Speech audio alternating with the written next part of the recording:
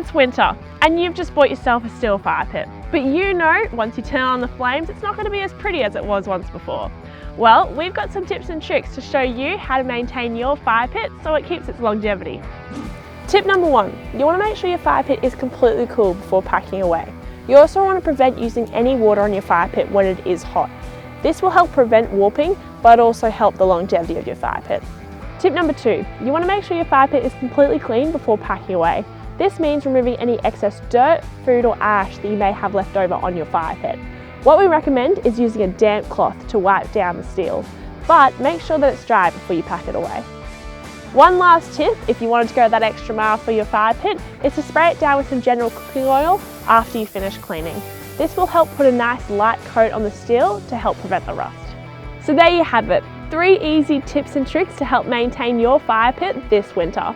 If you're looking for more, jump on the Chaos website at chaos.com.au to find more easy tips and tricks like this one.